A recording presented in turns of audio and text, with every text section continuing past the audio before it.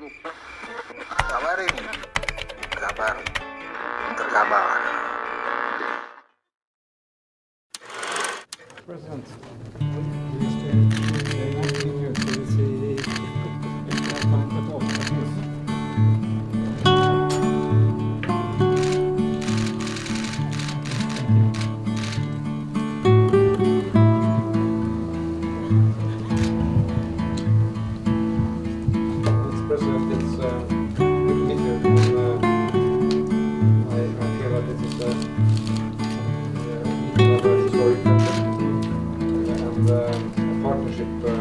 In so many areas, we are two coastal states.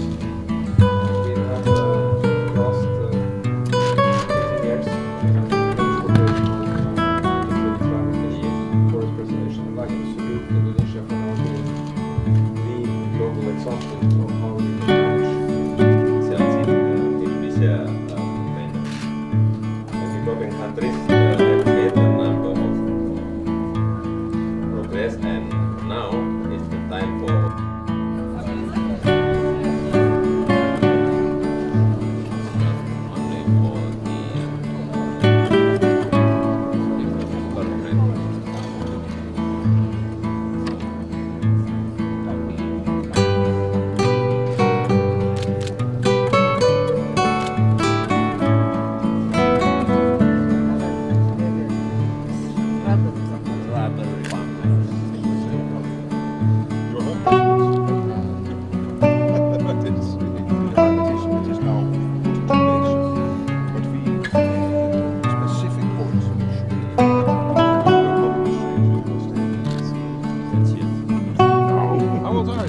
Much too young. That's something of the previous century. Thank you. Thank you very much.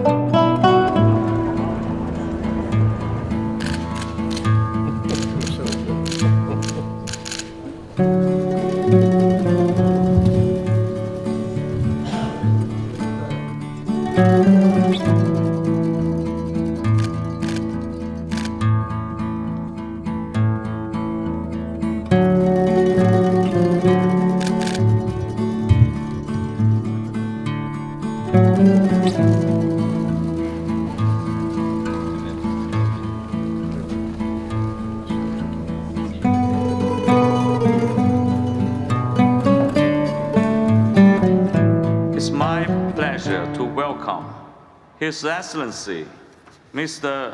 Joko Widodo, President of Indonesia. Your Excellency, you have the floor.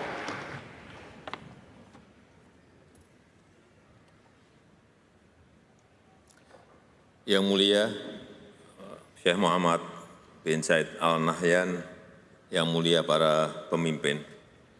Posisi Indonesia sudah jelas, membangun Indonesia yang resilient, prosperous, sustainable, and inclusive economy. Kami ingin bekerja keras mencapai net zero emission di tahun 2060 atau lebih awal, sekaligus menikmati pertumbuhan ekonomi yang tinggi, kemiskinan dan ketimpangan yang terus diturunkan secara signifikan, serta lapangan kerja yang terus tercipta.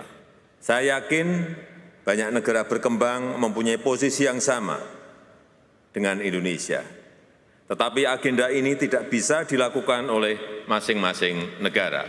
Perlu kerjasama yang kolaboratif dan inklusif berupa aksi-aksi nyata untuk menghasilkan karya-karya nyata.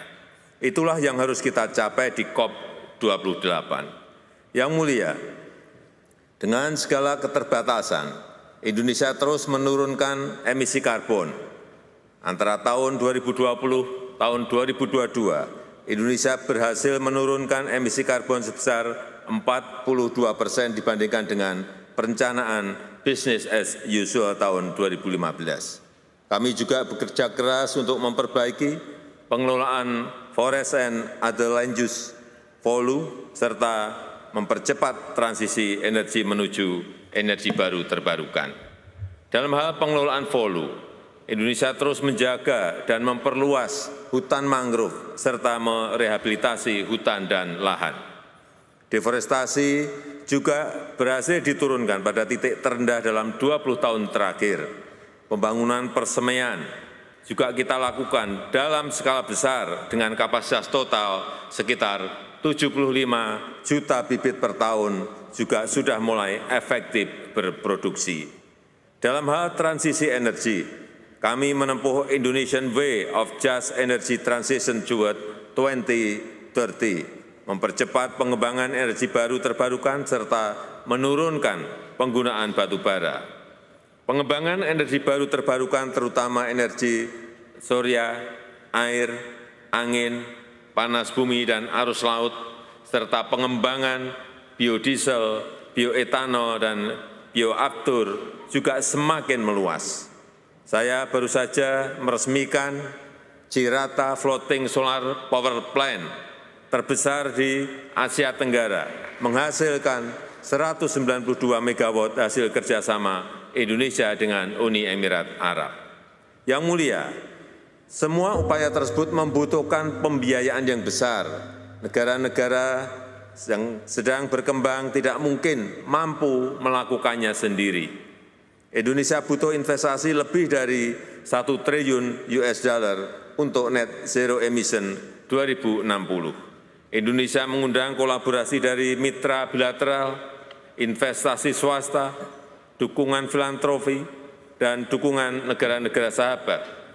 Kami juga telah mempunyai platform pembiayaan inovatif yang kredibel, busa karbon, mekanisme transisi energi, sukuk dan obligasi hijau, pengelolaan dana lingkungan hidup dari Research-Based Payment.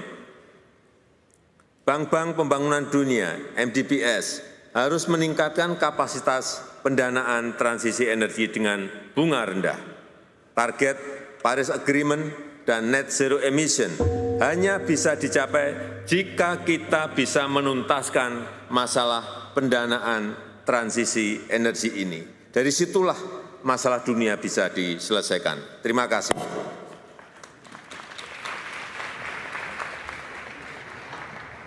Thank you, Excellency. Thank you.